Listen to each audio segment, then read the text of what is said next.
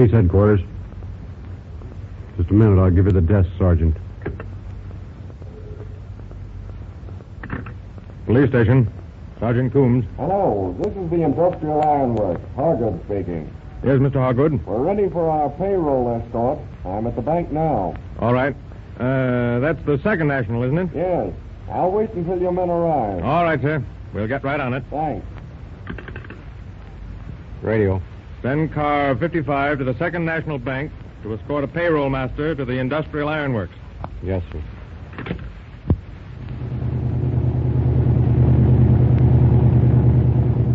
Calling car 55. Car 55. Broadcast 81. Proceed to the Second National Bank. A YR call.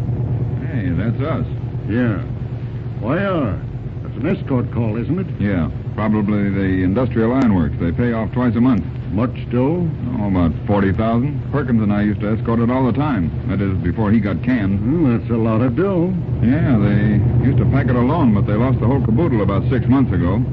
Some yegg forced their paymaster to the curb and took it with him. All Hargood had left was a bump on his head. Hargood? Yeah, he's the paymaster. Good scout. That is, as far as I know. We're to meet him at the bank. Well, all I can say is, I wouldn't want to pack $40,000 around with me, unless I had a couple of Tommy guns on each side. No, sir. Not in these times. Well, here we are. You stay in the car. I'll duck in and meet Hargood. Oh, here he is. He's waiting for us. Hello, Mr. Hargood. Keep you waiting? Oh, not long. A couple of minutes or so. Meet my new partner, Officer Adams. Oh, pleased to meet you, Adams. Where's Perkins? I don't know. The department let him go for some reason. Well, hop in. We'll deliver you to the foundry. Intact? Well, I hope so.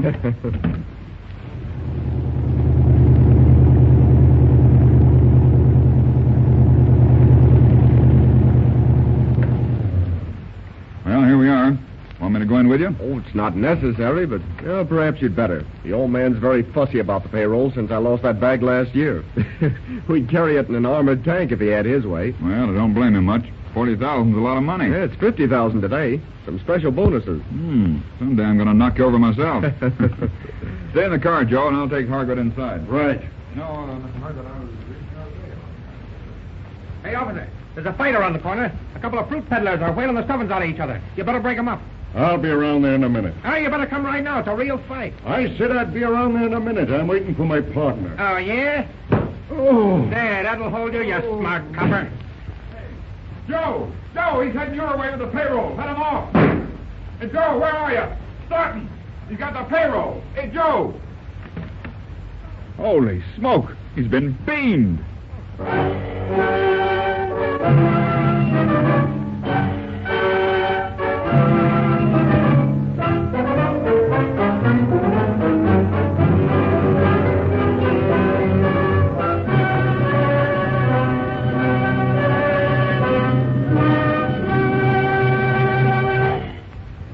That's all there is to tell, Chief. Just as Hargood and I reached the alley, this guy steps out and slugs me. As I fell, I saw him strike Hargood, and the next thing I knew, he was gone. He didn't quite knock me out, and as soon as I had my head cleared, I took a couple of shots at him as he ran toward the car where Joe was. I see. He was too far away to hit, so I yelled at Joe to head him off. I couldn't see Joe anywhere, so I beat it to the car and found him laying on the seat cold as a cucumber. Yeah. The fellow gave me the sap before he lifted the payroll. Did you see the man? Not very good, sir. He came running up to the car, telling me there was a fight around the corner. And when I refused to get out, he shot me. He sure had it all figured out, Chief. And it worked out just like he planned it. Why were you and the paymaster going in the back way? Don't you usually go in the front office? Yes, sir, but I was just following Hargood. I guess he had some reason for going in that way. Well, it's done. Now, I don't mind telling you, boys, that you'll have some explaining to do when the civil service meets again. You were assigned to protect that payroll, and you failed, both of you. Well, I'll do what I can for you, but I don't mind saying that you're both in the spot. Yes, sir. That's all. Thank you, sir. I knew the old boy would be hot under the collar about it. Yeah. What do you think they'll do? Can't ever tell. They may overlook it, and again, they may bounce us. What are you doing this afternoon? Oh, nothing. Why? Well, we got ourselves into this mess, so I suppose it's up to us to get ourselves out. What do you mean? I mean, if we wait for the dicks to run this thing down, we'll be warming park benches. I got a hunch, and we're going to follow it up. Come on. Where are you going? To talk to Mrs. Hargood.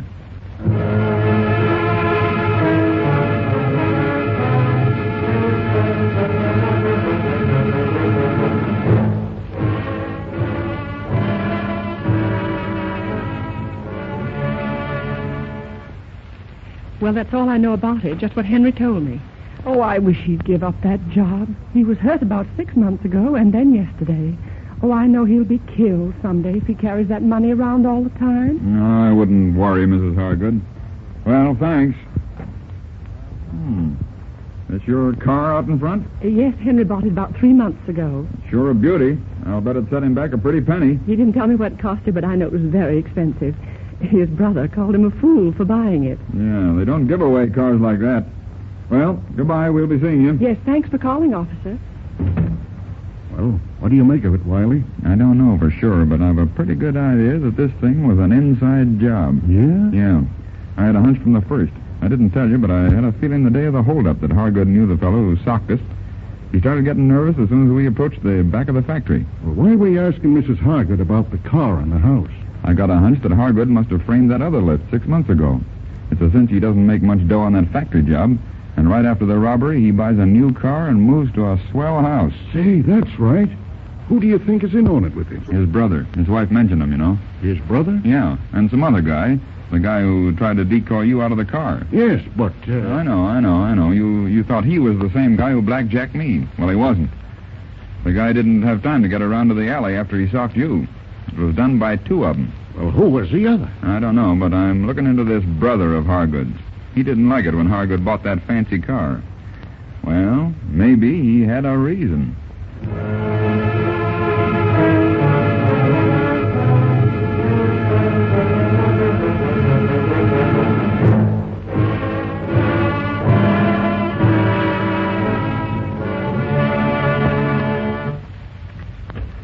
Oh, Adams, well, what did you find out? I done just like you told me, Wiley, and they nearly threw me out of his office. Yeah? Well, tell me about it. Well, I look him up in the city directory, and I find out Hargood's brother is a lawyer. Inquiring around, I find his reputation ain't any too savory. His name's Thurman, James Thurman. All right, go on. Well, I put on this old suit of clothes like you told me to, and I went up there, and I told him I was a lunger. Didn't have much time, and I had to get some money to get out west. Told him that I'd forget all about seeing him down behind the industrial ironworks if he'd give me $5,000. And what did he do? Well, he called me everything from a blackmailer to a louse, and he told me to get out. And you got out, huh? Yeah. Was that all he said? Yeah? He didn't threaten to call the police? No. Well, that settles it. He didn't want to call the police for a darn good reason. He knew that he'd have to answer some questions. Well, what's that? Homicide alarm. Must be some case for the chief of detectives. I wonder what it is. No, tell them. They ring that bell day and night. Well, can you find out? Sure, but why are you so interested? Oh, just a new cop's curiosity, I guess. Well, just to satisfy your curiosity, I'll find out. Hello, Tim. What's the Dick's alarm on for? Yeah? Where? Where?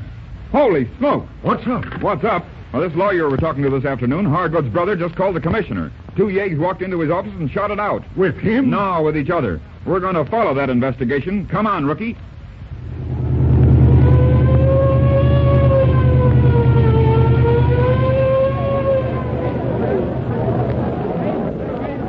All right. Get back out of the way. Get back, you. Come on, Joe. Here's the room.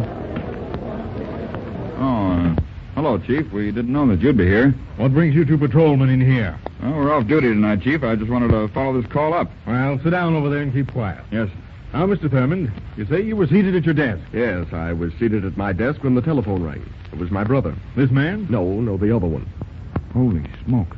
One of the dead guys is the paymaster Hargood. And the other one is a guy that socked me. Go ahead, Mr. Thurman. Well, my brother said he was in a sort of jam and wanted to see me.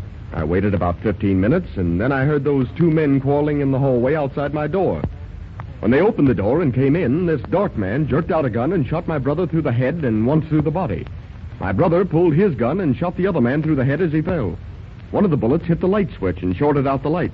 The room was pitch dark, but I crawled across to the telephone and dialed your home. I see. You knew my number? Yes, I've called you before, you remember. Well, I guess that's that. What's the matter, Wiley? Nothing, Chief, except that this guy is the biggest liar I ever heard. What? Why, who is this man, Chief? Wiley, on our radio patrol. What makes you say that, Wiley? Because he is, sir. A liar and a murderer. Why, you low-down, dirty... You can't say that about me. What's more, he's a payroll robber, and he killed those guys to keep them quiet. That's a lie. What do you mean? This guy and his brother Hargood there on the floor engineered the whole thing with the help of the other guy laying there. I demand that this officer be arrested for making false charges. Now, wait a minute. Go ahead, Wiley. Well, sir, I had a hunch that Hargood recognized the guy who robbed us. I also found out that Hargood spent a lot of money right after the first holdup 6 months ago. He immediately bought a new car and moved into a new house. Where'd you get that? From Mrs. Hargood. She also told us that Hargood's brother, this man here who calls himself Thurman, didn't like the sudden display of wealth. Well, I sent Adams around to make a pretense of blackmailing Thurman, and this guy just threw him out instead of calling the police like any innocent citizen would have done. That's right, Chief. I know, but where do you get the idea that Thurman here killed his brother and this other man? By his own story, sir, and the man on the floor. What do you mean? Thurman says this man jerked out a revolver and shot Hargood twice, once through the head and once through the heart. 2 instantly fatal wounds.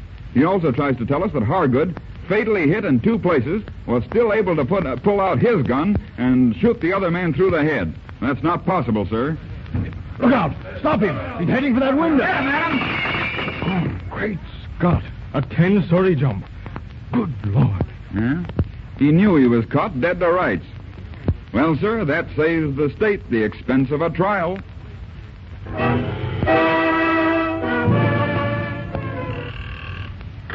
Police headquarters. All right, Chief. Hello, Tim. Send an ambulance to the Fletcher building on a trip to the morgue. Police headquarters.